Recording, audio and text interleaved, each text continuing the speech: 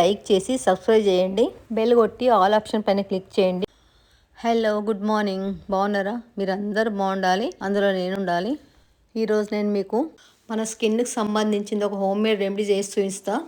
Soap వాడకుండా వెనకట గట్టిపిండి అందరూ గట్టిపిండి ఎట్లా చేయాలో చూపిస్తా. ఈ మధ్య ఎవరికి సోపులు వాడతలేవు, డాక్టర్స్ సోపులు పెట్టుకోవద్దు అంటున్నారు. ఇంకా సోప్ కన్నా గట్టిపిండి బెస్ట్ కదా అని నాకు అనిపించింది. నేనైతే వాడుతున్న కొన్ని రోజుల నుంచి నేను చాలా ట్యాన్ అయిపోయినా. ఆ సోప్ వాడి ఎండకు తిరిగి ట్యాన్ అయిపోయినా. ఇది వాడితే కొంచెం నయమైంది ఇప్పుడు, లేకుంటే ఇంత బ్లాక్ లేను నేను. అది కూడా మీకు చేసి చూపిస్తా, మీకు కూడా యూజ్ వస్తుంది కదా. పదండి చేసుకుందాం. ఇవి సంత్రా పండ్లు, అంటే ఆరెంజ్ పండ్ల పై పొట్టు. మనము ఆరెంజ్ పండు తినే ముందు పొట్టు తీసేస్తాం కదా, ఆ పొట్టు. ఇవేమో నిమ్మకాయలు రసం పిండేసిన తొక్కలు.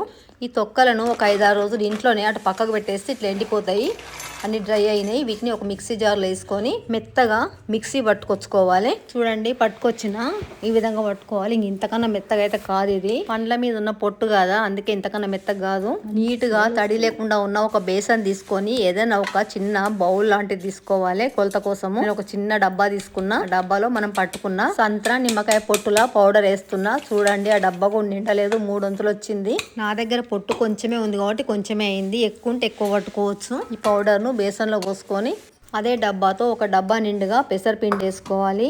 ఈ పెసరపిండి బయట షాపులలో దొరకదు, మనం మిక్సీ పట్టుకోవాలి. పెసర్లు అందించుకొని, పెసరపప్పు పట్టద్దు, పెసర్లనే పట్టుకోవాలి. అన్నీ కొలత ప్రకారమే వేసుకోవాలి. అదే డబ్బాతో ఒక డబ్బా నిండుగా శనగపిండి వేసుకోవాలి. ఇది గిర్నీ పట్టించిన పిండి, శనగపిండి కొన్నదానికన్నా పట్టించుకుంటేనే మంచిది. సేమ్ డబ్బాతో ఒక డబ్బా నిండా బియ్యం పిండి వేసుకోవాలి. బియ్యం పిండి స్క్రబ్బర్ లాగా పనిచేస్తుంది. ఇది కూడా గిర్నీ పట్టించిన పిండే. అదే కప్పుతో 3/4 కప్పు పసుపు వేస్తున్నా. పసుపు కూడా పట్టించిన పసుపే. కొన్న పసుపు మట్టుకు వేసుకోవద్దు, స్కిన్ మొత్తం పాడైపోతుంది. అన్నీ బాగా వేసిన ఇంగ్రీడియంట్స్ అన్నీ ఓదానికి కలిసేట్టు మంచిగా ఒక 5 నిమిషాలు బాగా కలుపుకోవాలి. ఫస్ట్ స్పూన్తో కలిపి, తర్వాత మళ్ళీ చెయ్యితో కలుపుకోవాలి. చెయ్యితో కలపడం మూలంగా పిండిలా ఏమన్నా చిన్న చిన్న ముద్దలు లాంటి గడ్డలు లాంటివి ఉన్నా కూడా అన్ని స్మాష్ అయ్యి మంచి మెత్తటి పిండిలాగా అవుతుంది. చూడండి, కొంచెం సేపు కలిపిన తర్వాత పిండి అంతా ఇట్లా అవుతుంది. అంత మళ్ళీ చూసుకోవాలి, ఎక్కడ గడ్డలు ఉన్నాయేమో. చూడండి, ఒక గడ్డ కనిపిస్తుంది, బియ్య పిండి గడ్డగా వస్తుంది. దాన్ని కూడా మంచిగా అన్ని మెదుపుకుంటూ కలుపుకోవాలి. పసుపు వేయడం మూలంగా పిండి మంచి కలర్ వచ్చింది. పసుపు యాంటీబయాటిక్ గా కూడా పనిచేస్తుంది మనకు. దీంతో కనుక మీరు ఒక 15 రోజులు స్నానం చేసి చూడండి, మీకు డిఫరెన్స్ అనేది తప్పకుండా తెలుస్తుంది. దీంట్లో చెడు ఐటమ్ ఏది లేదు, అన్ని మంచియే. ఒక నీట్ గా ఉన్న తడిలేని బాటిల్ తీసుకొని ఆ బాటిల్లో నింపేసుకోవాలి. ఈ కొంచెం పౌడరే మనం ఒక్కరమే ఉన్నాం అనుకోండి, చాలా రోజులు వస్తుంది. ఈ పిండిని ఇప్పుడు ఏ విధంగా కలుపుకొని మనం యూజ్ చేసుకోవాలో చూపిస్తా. ఒక చిన్న బౌల్లో 1 టీ స్పూన్ గడ్డ పెరుగు వేసుకొని, అదే పెరుగులో నీళ్లు 1 టీ స్పూన్ పోసుకోవాలి. దాంట్లో పెరుగు ఇష్టం లేని వాళ్ళు పాలైనా పోసుకొని కలుపుకోవచ్చు, అది మీ ఇష్టము. రెండు మంచియే హెల్త్ కు.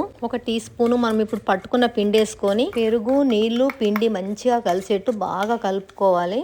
మీకు ఎంత పౌడర్ కావాలో అంత వేసుకొని ఈ విధంగా తయారు చేసుకొని స్నానం కనుక చేస్తే బాడీ మటుకు తప్పకుండా మెరిసిపోద్దండి. ఒక 15 రోజులు చేసి చూడండి, మీకు డిఫరెన్స్ తెలుస్తుంది.